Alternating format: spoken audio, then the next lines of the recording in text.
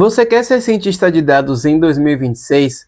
Saiba que muitas coisas mudaram. Comparando 2026 com os anos anteriores, 2020, 2025. E se você quiser ser um cientista de dados, você precisa aprender algo muito específico nesse ano que eu estou falando com você, que é o ano de 2026. Então fica até o final do vídeo para aprender as dicas e os segredos para que você possa se tornar um cientista de dados e ter um diferencial competitivo no mercado em 2026. Então nós estamos em um contexto de mercado muito específico. Atualmente, o mercado ele está cada vez mais competitivo. Existem muitas pessoas aplicando para uma mesma vaga.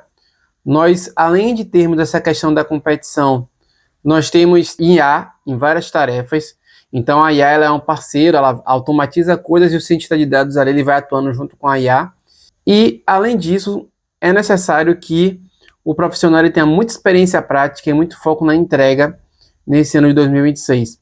Então, o contexto de mercado com IA avançando e com aquele anseio de substituir pessoas por IA, que eu acredito que uma hora ou outra a conta vai chegar e vamos precisar de mais cientistas de dados e de mais desenvolvedores.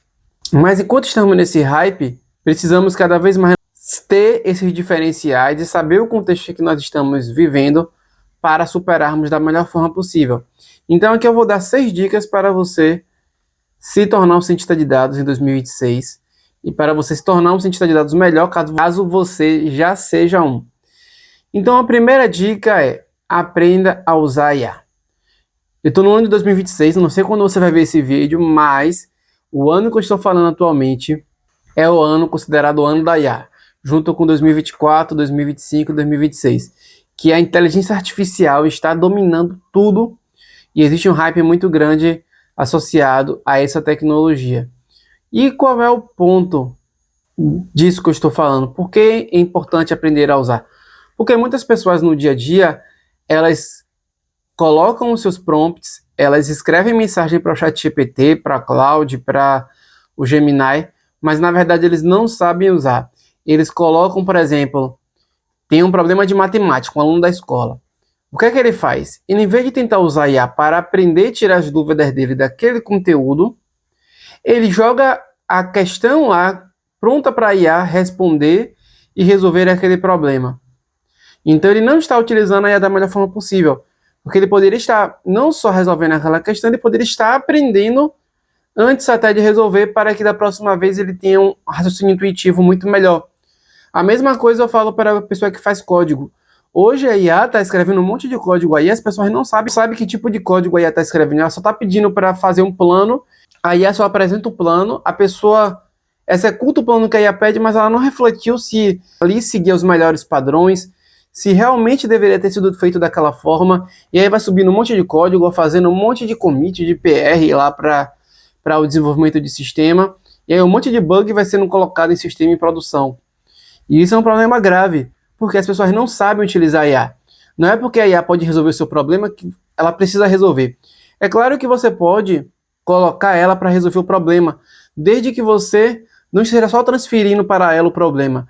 Procure revisar o que ela fez, procure entender. Se você não entendeu aquilo que ela fez, procure fazer ela explicar, porque aí você vai raciocinando se as mudanças que ela fez faz sentido, se o plano que ela executou faz sentido.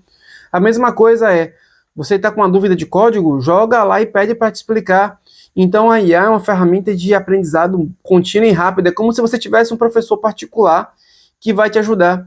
E muitas pessoas têm utilizado, na verdade, ela como uma muleta, que no dia que essa muleta for tirada, a pessoa ela deixa de andar, porque ela só conseguia andar porque estava se apoiando na muleta. Na verdade, eu uso a IA não como uma muleta, eu uso a IA para me ensinar a andar com minhas próprias pernas, e caso um dia essa muleta fique mais fraca ou ela suma, eu ainda vou conseguir, talvez não em uma velocidade tão rápida quanto usando a muleta, mas eu ainda vou conseguir me virar sozinho. Mas tem muitas pessoas que estão se tornando dependentes porque não sabem utilizar a IA. Além disso, a segunda dica que eu te daria é: tenha um plano. Mais do que nunca estamos na época do conhecimento. O conhecimento está disperso pela sociedade. Nós temos plataformas como Udemy, como Coursera, com muitos outros que têm milhares de cursos.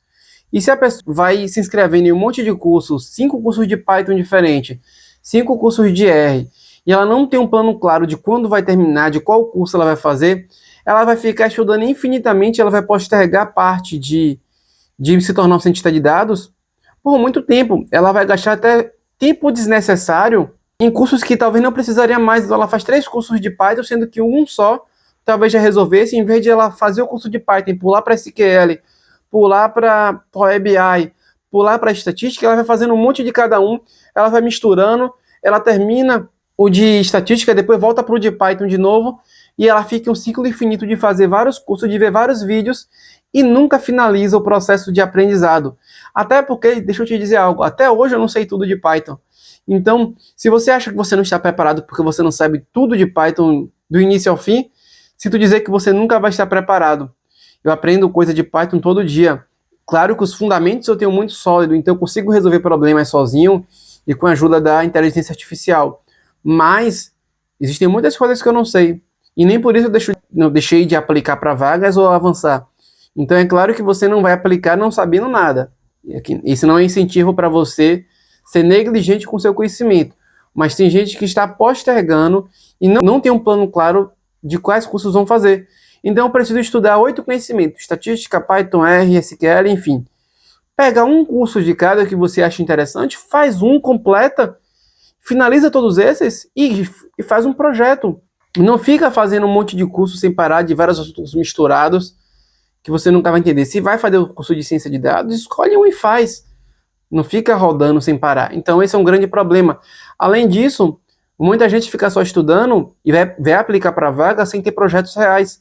Então faz um portfólio, pega dados reais lá do Kaggle, de onde quer que seja, começa a fazer uma análise exploratória boa, bota no GitHub, deixa bonito no GitHub, cria um projeto interessante, vai fazendo vários projetos, faz 30 projetos, faz 20 projetos, com análise exploratória, com machine learning, com tudo isso, e deixa o portfólio bem completo, e trabalha também no LinkedIn, no site, cria um site, se prepara para a entrevista caso você seja chamado, conversa consigo mesmo para a entrevista, as principais perguntas que são feitas para a entrevista, quais são? Responde cada uma delas da melhor forma possível, passando confiança.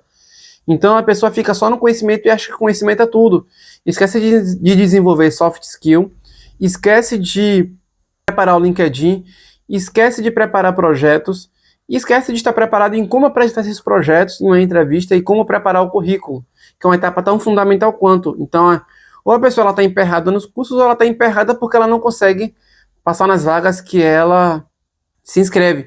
E por sinal, tem um outro vídeo aqui no canal, que é tudo que eu fiz para me tornar um cientista de dados, que eu falo exatamente sobre isso, sobre o quanto eu tive que aplicar para conseguir minha primeira vaga. E foram muitas tentativas mesmo.